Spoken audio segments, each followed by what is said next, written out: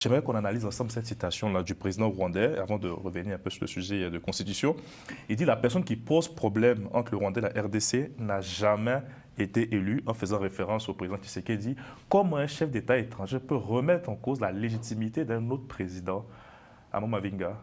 Oui. Est-ce qu'on peut dire aujourd'hui que la relation entre les deux hommes a atteint un point de non-retour? Absolument, un point de non-retour.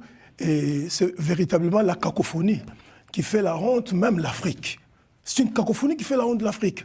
Nous savons que les élections qui se sont tenues en République du Congo, en 2018 comme en 2023, ne correspondent pas aux normes démocratiques acceptées, mais ce n'est pas aujourd'hui, parce qu'il se trouve au pied du mur, que le monsieur Paul Kagame peut se permettre maintenant d'être lui, le président de la CENI. Le président de la CENI.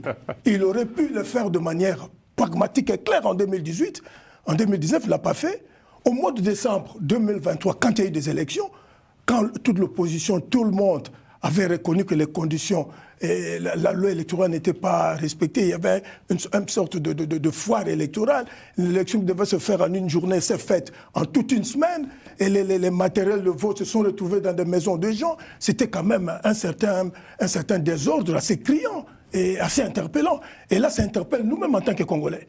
Là, nous avons failli. Moi, je ne viens pas là pour m'attaquer directement au président de la République, mais je considère tout simplement que la classe politique congolaise, dans son ensemble, a totalement failli. Et donc, il faut véritablement un nouvel pacte social national pour que nous puissions remettre les choses en ordre. Donc, la RDC a après vraiment un mauvais départ avec les élections depuis 2006. Donc, ce qui justifie les propos du président Kagame. Mais ça ne justifie pas. Ces propos sont ce que j'appelle opportunistes.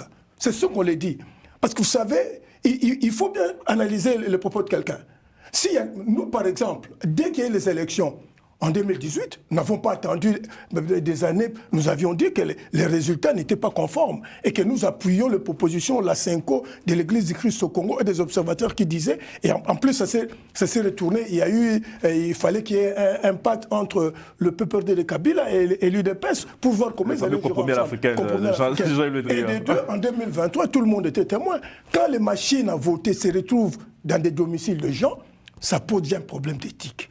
Donc, depuis 2006, sur le plan électoral, nous avons pris un mauvais départ. Docteur Beniter, rapidement.